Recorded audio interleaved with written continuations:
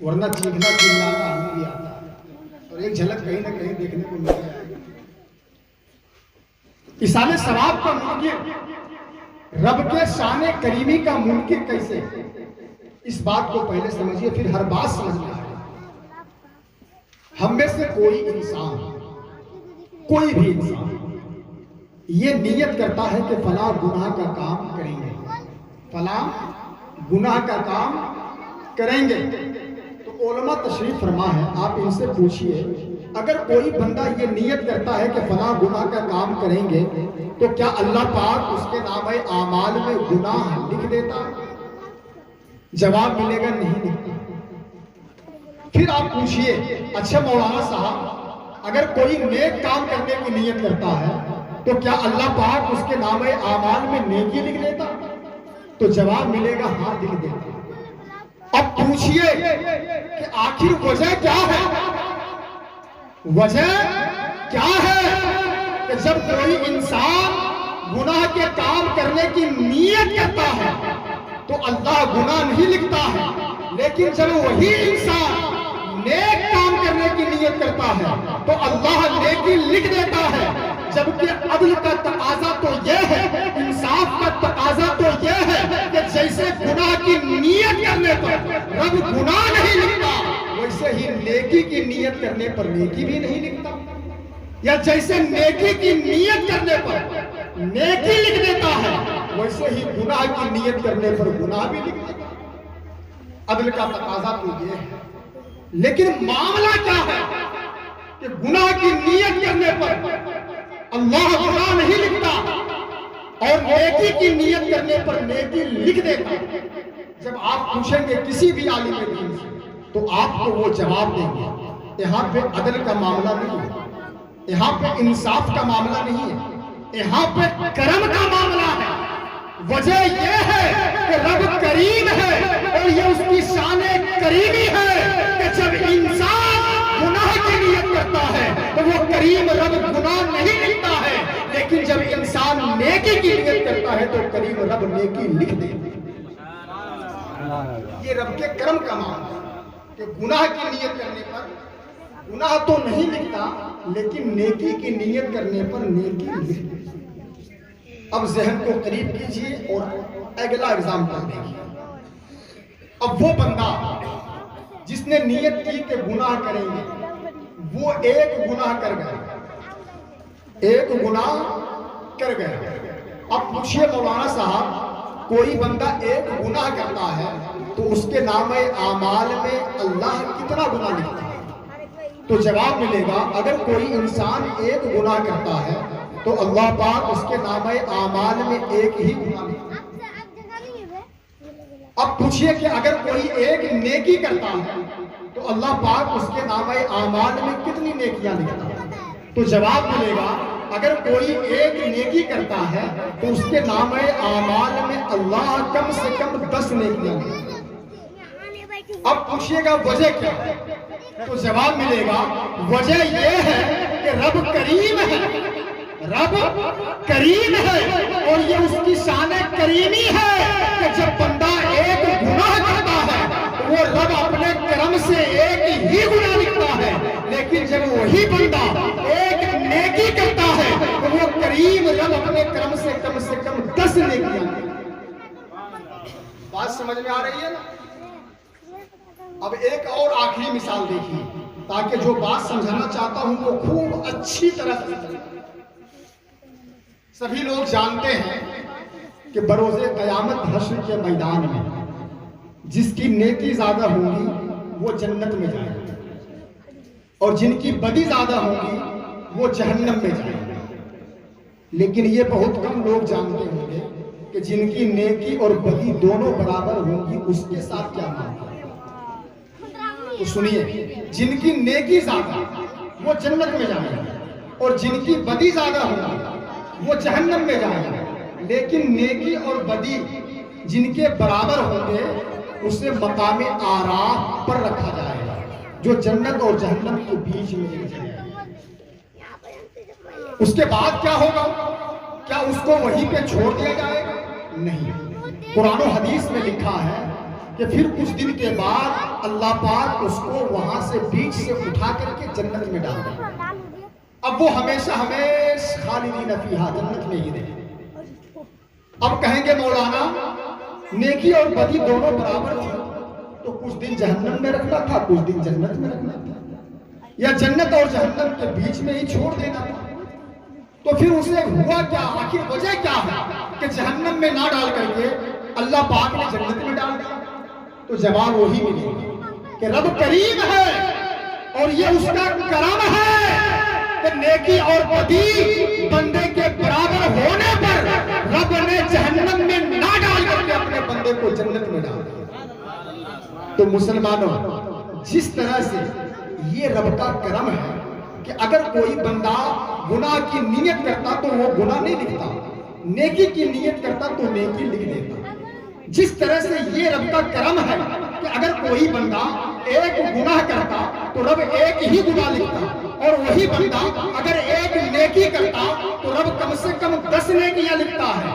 ٹھیک اسی طرح سے یہ ایصال ثواب جو ہم اور آپ کرتے ہیں اپنے مرحومین کے نام, یہ ایصال ثواب بھی رب کا کرم ہے. کہیں گے کیسے؟ تو وہ اس طرح سے اگر ہم میں سے کوئی زندہ انسان کوئی گناہ کر کے کسی مردے کے نام بھیجتا ہے تو رب نہیں پہنچاتا ہے, لیکن جب وہی انسان کسی مردے کے نام نیکی کر کے بھیجتا ہے تو رب پہنچا دیتا.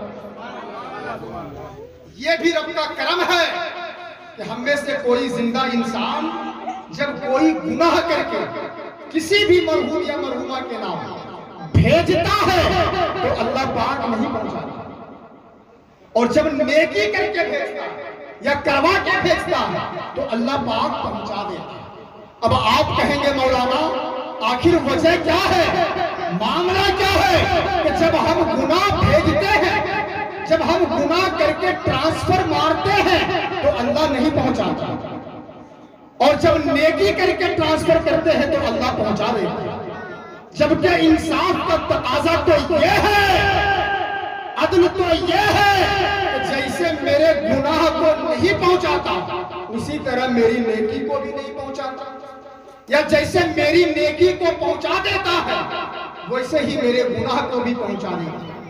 انصاف کا تقاضا تو یہ ہے. تو جواب ملے گا اس معاملے میں رب کا انصاف نہیں ہے, اس معاملے میں رب کا کرم ہے اور یہ اس کی شان کریمی ہے کہ اگر کوئی زندہ کسی مرحوم یا مرحومہ کے نام گناہ کر کے بھیجتا ہے تو اللہ پاک نہیں پہنچاتا ہے, لیکن جب کوئی نیکی کر کے بھیجتا ہے تو اللہ پاک پہنچا دیتا ہے. بات سمجھ میں آ رہی ہے؟ اب یقین جانیں کہ جو اس ایصال ثواب سے انکار کرتا ہے وہ در حقیقت رب کے شان کریمی سے انکار کرتا ہے. بات سمجھ میں آ گئی نا؟ اب اگلا نقطہ دیکھیے یہیں سے, بروز قیامت حشر کے میدان میں رسول اللہ کی شفاعت کے بعد سب سے زیادہ لوگ جس وجہ سے بخشے جائیں گے, سب سے زیادہ لوگ جس وجہ سے جنت میں داخل ہوں گے وہ وجہ یہی ایصال ثواب ہے. اسی ایصال ثواب کی وجہ سے رسول اللہ کی شفاعت کے بعد سب سے زیادہ لوگ جنت میں داخل ہوں گے. آپ کہیں گے مولانا یہ کیسے؟ تو کیسے یہ اس کو بھی سمجھیں, ایک دم آسان نہ بولیں گے. مثال کے طور پہ آج ایصال ثواب کر رہے ہیں جناب قاری زاہد صاحب اپنی ماں اور اپنے باپ کے نام, دونوں میں سے ایک کو لیتے ہیں سمجھانے کے لیے. مثال کے طور پہ فور ایگزامپل قاری زاہد کے والد صاحب اس دنیا میں 100 سال رہے. کتنے سال رہے بولیے نا؟ 100 سال. سبھی لوگ کتنے سال رہے؟ 100 سال. اب 100 سال سنچری پورا کر کے وہ چلے گئے, انتقال کر گئے, ہم لوگ دفن کر دیے, مدفون ہو گئے. سبھی مسلمان یہ بات جانتے ہیں کہ دفن ہو جانے کے بعد اپنی قبر میں کوئی بھی بندہ چاہ کر کے بھی نہ نیکی کر سکتا ہے اور نہ بدی کر سکتا ہے. سبھی لوگ جان رہے ہیں یہ بات کہ انتقال کر جانے کے بعد چاہ کر کے بھی نہ ہم گناہ کر سکتے ہیں اور نہ ہم نیکی کر سکتے ہیں. اور ابھی میں نے بتایا علماء کی موجودگی میں کہ جانے کے بعد اگر کوئی گناہ بھیجے گا بھی تو اللہ نہیں پہنچائے گا، لیکن نیکی جب کوئی بھیجے گا رب تب پہنچائے گا۔ تو سمجھیے اگر 100 سال رہ کر کے گئے تو گناہ ان کے نامہ اعمال میں صرف 100 سال کے رہ گئے۔ اگر گناہ جاریہ کا کوئی کام کر کے نہیں گئے تو اگر 100 سال رہ کر کے گئے ہیں تو گناہ ان کے نامہ اعمال میں صرف 100 سال کے رہ گئے۔ اب نیکیاں ایصال ثواب کی برکت سے قیامت تک کی ہوگی، اور جب بروز قیامت حشر کے میدان میں نامہ اعمال کا جائزہ لیا جائے گا تو گناہ تو صرف 100 سال کے ہوں گے، نیکیاں قیامت تک کی ہوں گی۔ جب نامہ اعمال کو تولا جائے گا تو گناہ بہت کم پڑ جائیں گے اور نیکیاں بہت زیادہ ہو جائیں گی، پھر رب کا کرم ہوگا جنت میں داخل، رحمت حق بہانہ نہیں۔ یہ ایصال ثواب بھی ایک بہانہ ہے بندے کو بخشنے کا۔ اب آپ کہیں گے مولانا ایک سوال آپ کر سکتے ہیں، اگر غور سے سنتے تو کر لیتے، یا جو لوگ غور سے سن رہے ہیں ان کے ذہن میں ایک بات آ گئی ہو، اور وہ یہ کہ آپ نے کہا گناہ تو اسی وقت تک کے ہوں گے جب تک آپ دنیا میں رہیں، لیکن ایصال ثواب کی وجہ سے نیکیاں قیامت تک کی ہوں گی، اور جب وہاں نامہ اعمال کو تولا جائے گا تو گناہ تو تبھی تک کے ہوں گے جب تک رہے، اور نیکیاں قیامت تک کی ہوں گی، اور نیکیاں اس طرح زیادہ ہو جائیں گی، گناہ کم پڑ جائیں گے، پھر جنت میں داخل کیا جائے گا۔ تو مولانا نیکی قیامت تک کرے گا کون؟ تیرا باپ۔ آپ یہ سوال کر سکتے ہیں قیامت تک نیکی بھیجے گا کون؟ ہر بیٹا قاری زاہد کے طرح وفادار نہیں ہے جو ماں باپ کے جانے کے بعد یہ اتنا بڑا پروگرام کا اہتمام کر کے ان کے نام نیکی بھیجے۔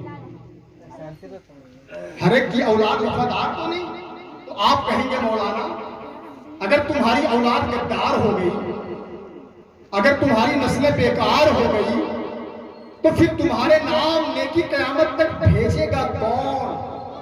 تو اس کا بھی جواب سن لیجیے، اگر میرا خاتمہ ایمان پر ہوا ہے،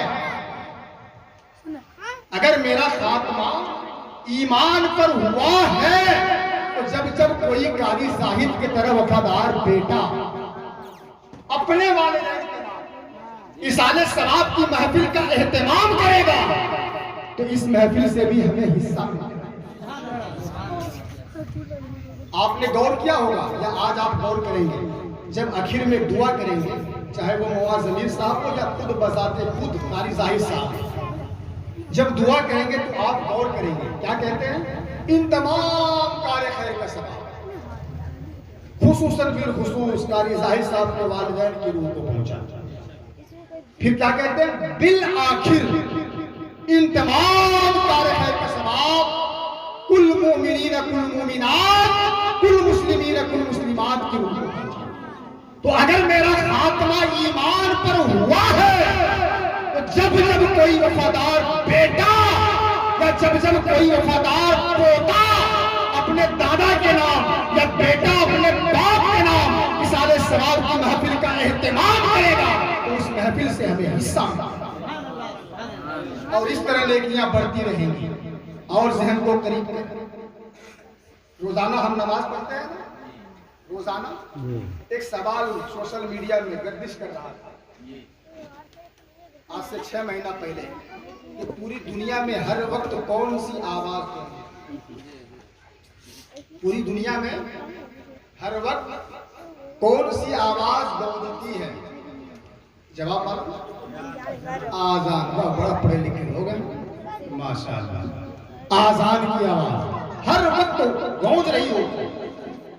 ابھی ہم اور آپ یہاں عشاء کی نماز پڑھتے ہیں، کہیں پہ لوگ فجر کی نماز پڑھ رہے ہیں، کسی دیش میں لوگ ظہر کی نماز پڑھ رہے ہیں، کہیں پہ لوگ عصر کی نماز پڑھ رہے ہیں، کہیں پہ لوگ مغرب کی نماز پڑھ رہے ہیں۔ مطلب یہ کہ ہر وقت آذان ہو رہی ہوتی، ہر وقت لوگ نماز میں ہوتے، گویا ہر وقت لوگ قیام میں ہوتے، ہر وقت لوگ رکوع میں ہوتے ہیں، ہر وقت لوگ سجود میں ہوتے ہیں، ہر وقت لوگ کہیں نہ کہیں تشہد میں ہوتے ہیں، ہر وقت لوگ کہیں نہ کہیں قاعدہ آخرہ میں ہوتے ہیں، اور وہ پڑھ رہے ہوتے ہیں اللہم اغفر لی ولوالدی ولمن توالنا ولجمیع المؤمنین والمؤمنات والمسلمین والمسلمات